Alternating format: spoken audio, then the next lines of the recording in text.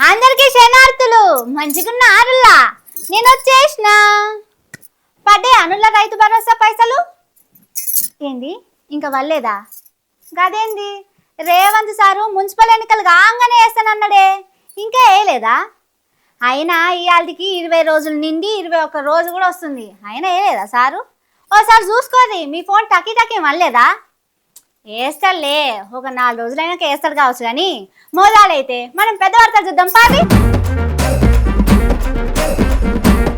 రేవంత్ను పట్టించుకొని జనాలు సార్కు తగ్గిపోయిన పవర్లు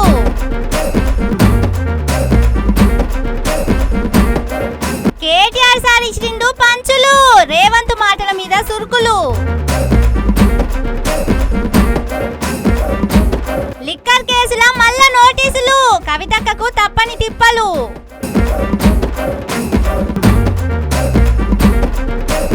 పెద్దగైతుంది పరకాల పంచాది సీట్లు తేలిందాక ఆగది మల్ల కూల్చిర్రు హైడ్రోళ్ళు బాచుపల్లిలా జనం గోసలు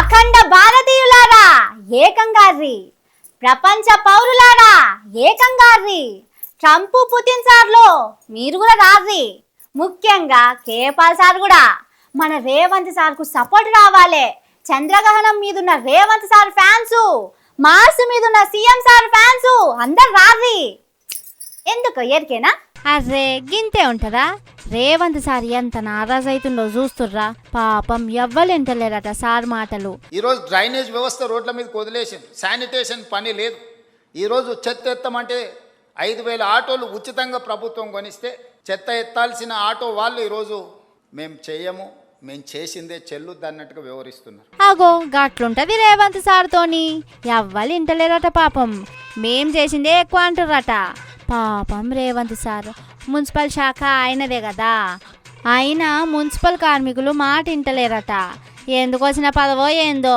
అందరు కలిసి ఓట్లేసి గెలిపించి బలవంతంగా ఆయనను సీఎం కుర్చీలో కూసబెట్టి గోసపుచ్చుకుంటురట కదా సేవ చేయలేక గోస పడుతుండు పాపం సేవ చేసి చేసి నీసమైతుండు కావచ్చు ఏడ చూడుర్రి గిదే గోస సీఎం మాట అయినకుంటే ఆయన మాత్రం ఏం చేస్తాడు చెప్పుర్రి పారిశుద్ధ్య కార్మికులు పనిచేస్తలేరని పొరక పట్టుకొని రోడ్లు ఊడ్చుడు అవుతుందా నల్లమల్ల సింగంతోని వెనకనంటే ఊడ్చుకుంటా ఫోటోలు దిగేటోళ్ళు లీడర్లు కూడా ఇవాళ రేపు ఫోటోలు కూడా దిగుతలేరాయే డ్రైనేజీలు సుతా అట్లనే అయినాయట మరి రోడ్ల నడుమ అండర్ గ్రౌండ్లా బొందలు దవి బావులు చేపించినట్టు కదా గావి సుతా పూడినే కావచ్చు ఇక ఇటు చూడుర్రి వరంగల్ దిక్కెట్లున్నదో అందరూ ఆపి కూసుర్రు బండ్లు ఏంది కథ ఎందుకట్లా ఆపిర్రంటే అండ్ల ఆయిలే లేకపోతే ఎట్లా కదిలితే అంటుర్రట మరి గిదేంది రేవంత్ సార్ బిల్లులు ఇవ్వకుంటే బండ్లు ఆపి కూసుంటారు కదా సార్ ఏందో పోర్రి సార్ గిట్లనా నిందలేసేటిది మా మీద అంటుర్రు పారిశుద్ధ్య కార్మికులు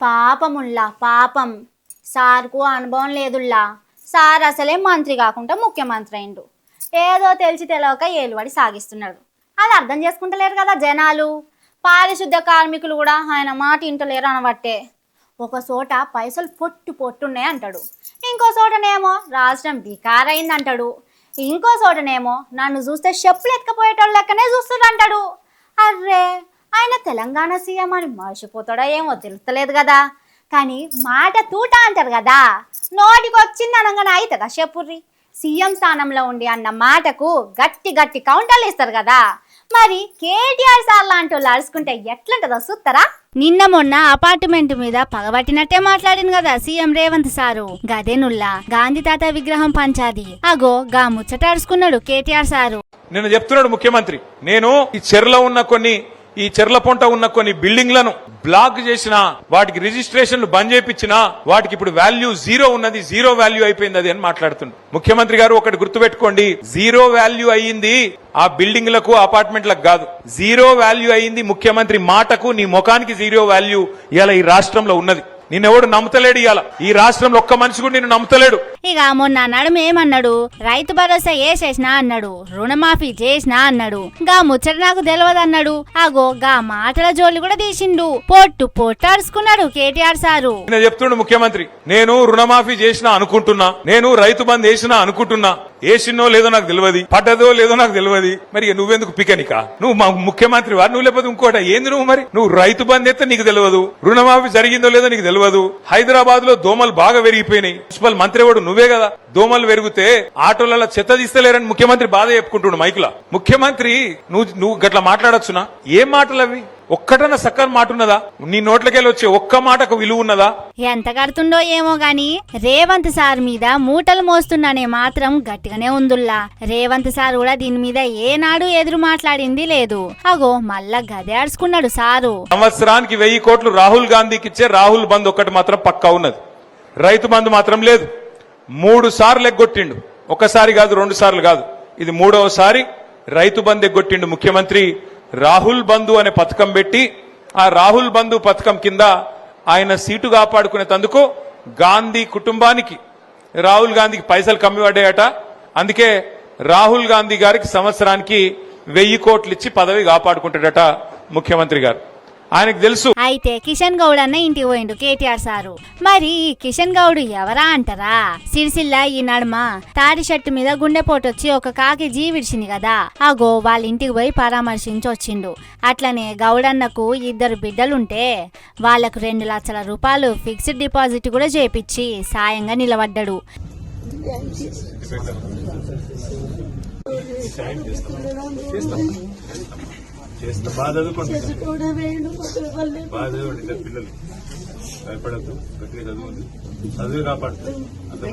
ఇక చూడుర్రి, సిరిసిల్ల మీద రేవంత్ సారు కచ్చబట్టిందట.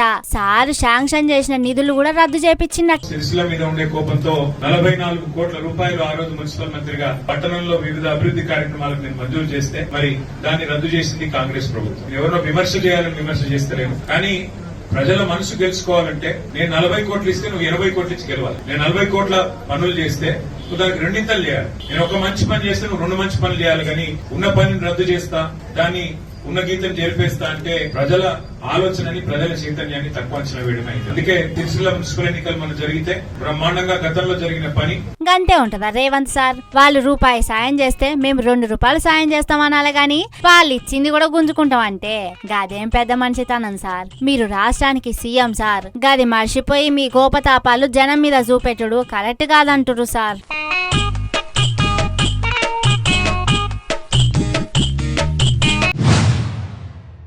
రేవంత్ సార్ గింతే ఉంటదా సార్ ఏలుబడి అంటే? మీకు తెలిసిన వాళ్ళైతే ఒక న్యాయం, తెలియని వాళ్ళైతే ఇంకో న్యాయమా? మీరు అందరికీ సీఎం కదా సార్, బస్తీ జనాలనైతే పట్టించుకోరా? బగ్గా పైసలున్న అపార్ట్మెంట్ వాళ్ళు మీకు తెలిసిన వాళ్ళు అయితే ఇంకో న్యాయమా సార్? గింతే ఉంటదా చెప్పుర్రి. ఇంటున్నారా ఆనుల్లా? ఈ నడుమ రేవంత్ సార్ నోటికించి ఒక మాట బయటకు వచ్చిందంటే అందులో మూసి అనే మాట ఉండవలసిందే. సారు నోట్ల నానుతనే ఉంది మూసి అనే మాట. ఏమన్నంటే నైట్ ఎకానమీ అంటుండు. నగరంలో రాత్రి 9-10 తర్వాత మనకు పోలీసుల ఇబ్బందులు ఉన్నాయి. రాత్రి 12-1 వరకు మనకు ఓల్డ్ సిటీలో వ్యాపారం జరుగుతూనే ఉంటది. పోలీసు నిబంధనలు కొన్నిసార్లు మీకు ఇబ్బంది కలిగిస్తున్నాయి. అందుకే రాత్రి 1 గంట వరకు మీ వ్యాపారాలు చేసుకోవడానికి అనుమతి ఇవ్వడమే కాకుండా మూసీ నది పరివాహక ప్రాంతం మొత్తాన్ని అభివృద్ధి చేసి నైట్ ఎకానమీని, రాత్రి మొత్తం వ్యాపారాలు జరిగేటట్టు నిరుద్యోగ యువకులకు ఉద్యోగ ఉపాధి అవకాశాలు కల్పించడానికి ఈ రోజు రాష్ట్ర ప్రభుత్వం ప్రణాళికలు చేస్తుంది. ఇది రాష్ట్రం యొక్క ఆర్థిక వ్యవస్థను పెంచుతుంది. సార్కు పట్నంలో నడిచే నైట్ బిజినెస్ మీద మంచి పట్టునట్టుంది. ఎరకనే కదా నగరం నిద్రపోతున్న టైంలా చీకటేలా ఏం బిజినెస్లు నడుస్తాయో మరిగా ఆ బిజినెస్లు ఎందుకు పోగొట్టుకోవాలి, పెంచాలి అనుకుంటున్నా కావచ్చు. దీన్ని బట్టి చూస్తుంటే 600 మూసి ఒడ్డు పొంటున్నోళ్ళ సామాన్లు బయటకు నూకేయాలని డిసైడ్ అయినట్టున్నాడు. మూసి నది ఒడ్డు పొంటున్న బస్తీలోళ్లను ఆడికించి గుంజి బయటికేసి అక్కడ పల్లి బఠానీ, మిర్చి బజ్జీలు అమ్మిందాక సార్కు నిద్ర పట్టదు కావచ్చు. ఇక చూడుర్రి, గా పెద్ద అపార్ట్మెంట్ వాళ్ళని కూడా పంపుతానంటే అడ్డం తిరిగిరు కదా, వాళ్ళని కూడా తడిపిస్తున్నాడు. ఇది ఇంకా భవిష్యత్తులో ఎప్పుడు మీకు అమ్ముకోవడానికి కొనుక్కోవడానికి కూడా ఉండదు. ఈ 50 మీటర్ల బఫర్ జోన్ అనేది బ్యాన్ చేస్తాం. ఇప్పటికిప్పుడు కూలగొట్టకపోయినా భవిష్యత్తులో అది మీకు 0 వాల్యూ అవుతుంది. మీ మేలు కోసం మీరు నష్టపరిహారం తీసుకొని మీరు వేరే దగ్గరికి వెళ్ళి కొనుక్కుంటాం అంటే మీ ఇష్టం. లేదు అంటే మీ ఎంత స్థలం ఉందో అంతే స్థలం ఆ పక్కన ప్రభుత్వ స్థలాన్ని కేటాయించి ఈ నిర్మాణానికి అవసరమయ్యే నిధులు కూడా ప్రభుత్వం ముందే మీ బ్యాంకులో డిపాజిట్ చేస్తుంది. మీరు ఒక అసోసియేషన్, మీ ఎట్లాగూ అపార్ట్మెంట్స్ వెల్ఫేర్ అసోసియేషన్ ఉంటుంది కదా, మీరు మీకు డిపాజిట్ చేస్తాం, మీరు కట్టుకోండి అని మేము చెప్పినాం. ఇంకేమంటున్నాడో ఇంటరా? అందులో సార్కు తెలిసిన వాళ్ళు ఉన్నారట, అందుకే ఆఫీసర్లను పంపి మాట్లాడుతున్నారట. నేను ఈ మధ్యలో ప్రాజెక్టుని టేకప్ చేయాలనుకున్నప్పుడు చూస్తే మోర్ దాన్ 50% బఫర్ జోన్లు ఉన్నది. దీంట్లో చాలామంది తెలిసిన మిత్రులు ఉన్నారు. అరే వీళ్ళకి ఏదైనా నష్టం జరిగేటట్టుంది, మనం చేయగలిగిన సహాయం చేద్దామని మా అధికారులకు చెప్పి వాళ్ళ దగ్గర పంపించి వాళ్ళతో చర్చ చెప్పిన. మరి వాళ్ళకి ఎంత చేరిందో తెలియదు, అందుకే ఈరోజు ఇక్కడ నుంచి చెప్పదలుచుకున్నా. వాళ్ళకి ప్రత్యామ్నాయంగా పక్కనే 7 ఎకరాలకు 7 ఎకరాల ల్యాండ్ ఇచ్చి ఇప్పుడు ఎంతైతే స్క్వేర్ ఫీట్ కన్స్ట్రక్షన్ చేసిందో కొత్త నిర్మాణానికి అవసరమైన డబ్బులు బ్యాంకులో డిపాజిట్ చేస్తా, మీరే ఒక సొసైటీ పెట్టుకొని మీరు కట్టించుకోండి. గిట్లుంటదా సార్? మీకు తెలిసిన వాళ్ళు ఉన్నారు కాబట్టి ముందే మాట్లాడమని పంపినా అంటుర్రు. 7 ఎకరాలకు 7 ఎకరాలు ఇస్తాం, పైసలు ముందే బ్యాంకులో డిపాజిట్ చేస్తాం అంటుర్రు. మరి మొన్న వెలుగు మాటలలో హైడ్రా కూల్చిన వాళ్ళకు బస్తీలకెంచి పంపుతున్న వాళ్ళ తానకు ముందే ఆఫీసర్లను పంపి జాగలకు జాగలు ఇచ్చి ఇండ్లు కట్టుకునేటందుకు పైసలు కూడా ముందే బ్యాంకులో డిపాజిట్ చేయించి అప్పుడు కూలగొట్టొచ్చు కదా సార్. ఏందో సార్, వాళ్ళే మనుషులా? మేం మనుషులేక కానొస్తానేమో అంటురు సార్ మీ బుల్డోజర్ దెబ్బ దాకినోళ్ళు.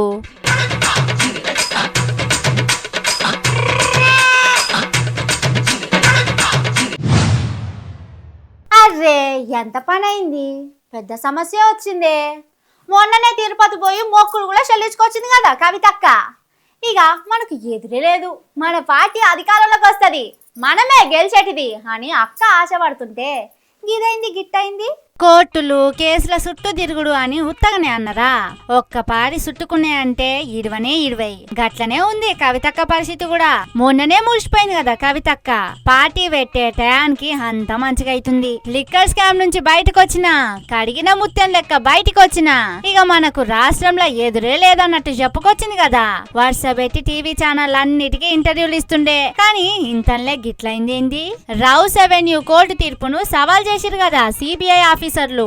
కవితక్కతో పాటు కేజ్రీవాల్ ఇంకా 21 మంది, మొత్తం 23 మందికి క్లీన్ చిట్ ఇచ్చుడు మీద ఢిల్లీ కోర్టుకు పోయిర్రు సిబిఐ ఆఫీసర్లు.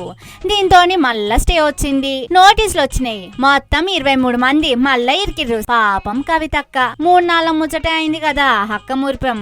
పార్టీ పరిస్థితి కూడా అట్లనే ఉంటదా ఏంది అంటురట బయట. మేళ పార్టీ పెడతానికి అక్క ఉరుకులాడుతుంటే ఈ నడుమనే ఎటమతం అవుతుంది కదా రాజకీయం.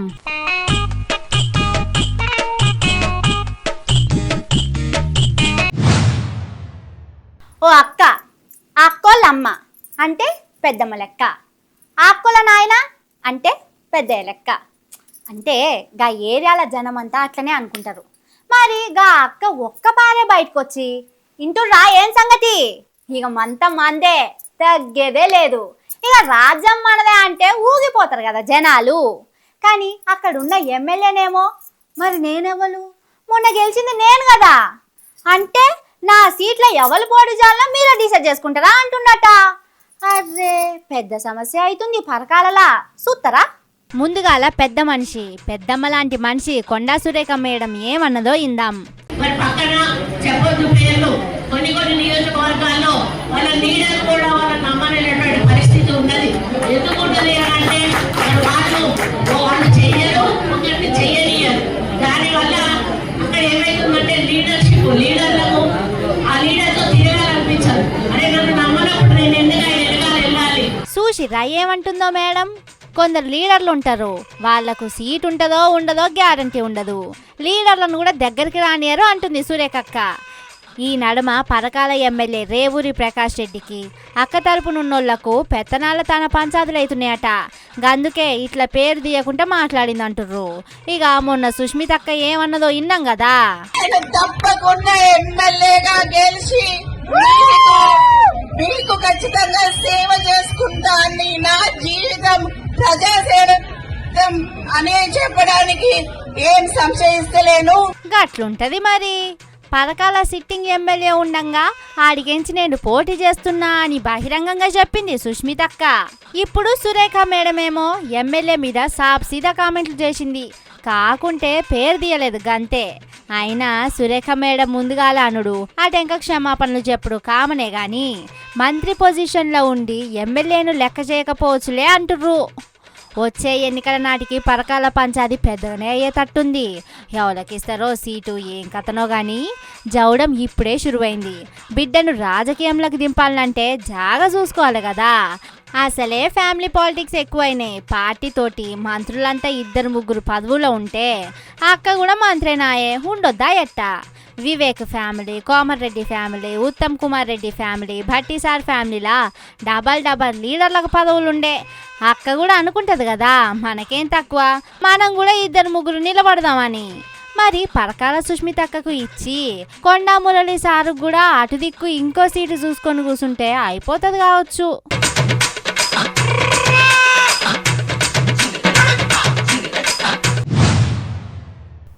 ఐఏఎస్ ఆఫీసర్లు అంటే పేదల కోసం పనిచేస్తారు. ఎంత కష్టం వచ్చినా మేమున్నామంటారు. ఎవ్వలకు నష్టం కాకుండా ఏం చేయాలనో అన్ని చూస్తారు. కానీ హైడ్రా రంగనాథ్ సార్ మాత్రం అట్లా కాదుల్లా. సారు పేరింటనే కూల్చుడు అంటున్నారు కదా, మళ్ళీ ఎక్కడ కూల్చిరంటే అగో బుల్డోజర్లు తిరుగుతున్నాయి చూడుర్రి. మరిగా ఎక్కడ బుల్డోజర్లుంటే అక్కడ జనాల ఏడుపులు ఉండనే ఉంటాయి కదా. పాపంగా అక్కలు చూడుర్రి ఎట్లా గోసపడుతుర్రో. ఈ తాప గేటెడ్ కమ్యూనిటీ మీదనే పడ్డాయట బుల్డోజర్లు.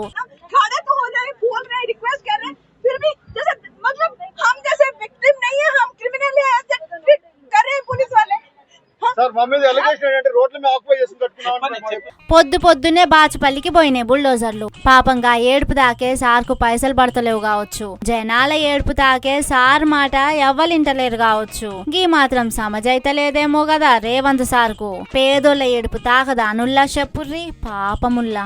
ఇక చూడుర్రి హైడ్రా రంగనాథ్ సార్ కథ ఎట్లున్నదంటే, సర్కార్ ఏదన్నా పని షురూ చేసినా, ఓపెనింగ్ ప్రోగ్రాం చేసినా సర్కార్లు ఉన్నోళ్లను పిలుస్తారు కదా. పార్టీలు పట్టించుకోకుండా ఎంపీలు, ఎమ్మెల్యేలు, ఎమ్మెల్సీలను అందరినీ పిలుస్తారు కదా. వాళ్ళతో పాటు ఇగో శివరకు కాంగ్రెస్ మీద ప్రేమ చూపెట్టిందట సారు. అగో టీపీసీసీ వైస్ ప్రెసిడెంట్ అని పేరున్నదా, ఆయన కుకట్పల్లిలా బీఆర్ఎస్ ఎమ్మెల్యే మీద పోటీ చేసి ఓడిపోయిండు. మరి కాంగ్రెస్ పార్టీ కదా, కుకట్పల్లి దిక్కు ప్రోగ్రామ్ అని ఆయన పేరు కూడా కొట్టించిండు రంగనాథ్ సారు.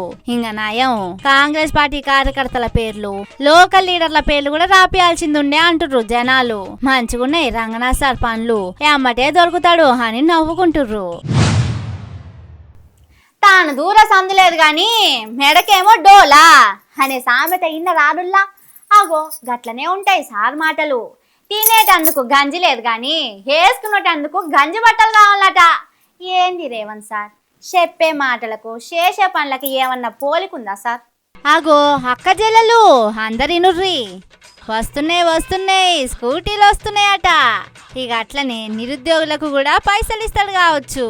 ఇంతకు రేవంత్ సార్ ఏమంటుండో ఎరికేనా? కళాశాలలకు వెళ్ళి ఆడపిల్లలకు తొందరలోనే, ఈ ఫైనాన్షియల్ ఇయర్లో సాధ్యం కాకపోవచ్చు, తొందరలోనే స్కూటీస్ ఈవీ వెహికల్స్ ఆడపిల్లలకి ఇవ్వాలని ఒక ఆలోచన చేస్తున్నాం. ఆహా మాటలే కదా చెప్పేటందుకు ఎన్నైనా చెప్పొచ్చు అనుకుంటున్నా కావచ్చు రేవంత్ సారు.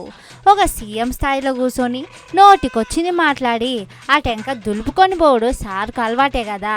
తెలంగాణ సీఎం మాట ఇచ్చిందంటే ఎట్లుండాలే, 600 100 తీర్చిదిరాలే. గిట్లా మాట్లాడితే దేశం మీద ఏమంటారు సార్? రేవంత్ సారు మాటిచ్చి తప్పుతుండు అనుడు కంటే తెలంగాణ సీఎం మాటకు ఇల్వే లేదంటారు. మొన్ననే సంక్రాంతికి రైతు భరోసా అన్నాడు, అటెంక మున్సిపల్ ఎన్నికలు కాగానే రైతు భరోసా అన్నాడు. మున్సిపల్ ఎన్నికలు ముగిసిన వెంటనే మీ ఖాతాలలో రైతు భరోసా నిధులు వేసే బాధ్యత రాష్ట్ర ప్రభుత్వం తీసుకుంటుంది. అతి గతి లేదు. గా నోటెమ్మటి వచ్చిన మాటకు ఇల్వే లేదంటుండే జనాలు. మళ్ళీప్పుడు చదువుకునే ఆడపిల్లలకు ఈవీ స్కూటీలు ఇస్తాడట. బ్యాటరీ గడ్డకు ముందు వెనక 2 పయ్యలు తగిలిచ్చి బండ్లు తయారు చేపిస్తారా ఎట్టా? అయినా స్కాలర్షిప్లు, ఫీజు రియంబర్స్మెంట్లే వస్తలేవని గోస పడుతుర్రు. కాలేజీల్లా కాయిదాలు ఇయ్యక తిప్పల పడుతుర్రు పిల్లగాళ్ళు. మధ్యాహ్నం భోజనం పథకాలకు బిల్లులేస్తలేరట. సంక్షేమ హాస్టల్లో ఫుడ్ పాయిజన్ అయితే చెత్త ఫుడ్ పెట్టుడుతోని గయన్న అట్లనే ఉన్నాయి కానీ స్కూటీలు ఇస్తాడట సారు. నమ్మేటట్లు ఉందా అంటుర్రు సార్ పిల్లలు.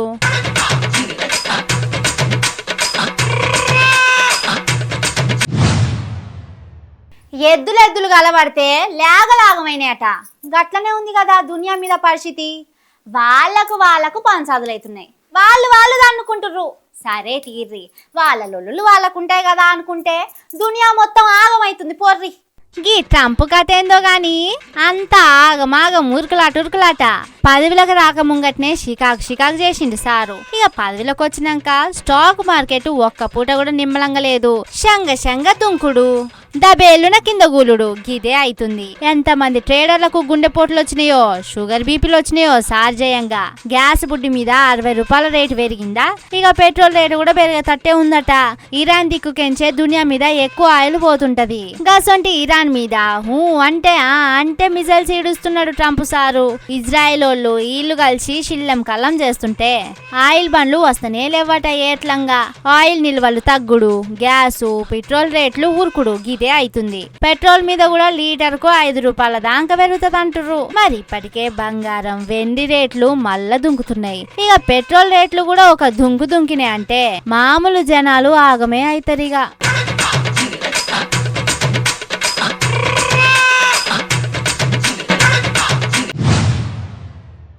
ఇవి అది ముచ్చట్లు. ఇంక నీ కత్తన్న ముచ్చట్లతోటి మళ్ళీ వస్తా. చూస్తూనే ఉండుర్రి మన తీన్మార్. ఇదే అసలు తీన్మార్.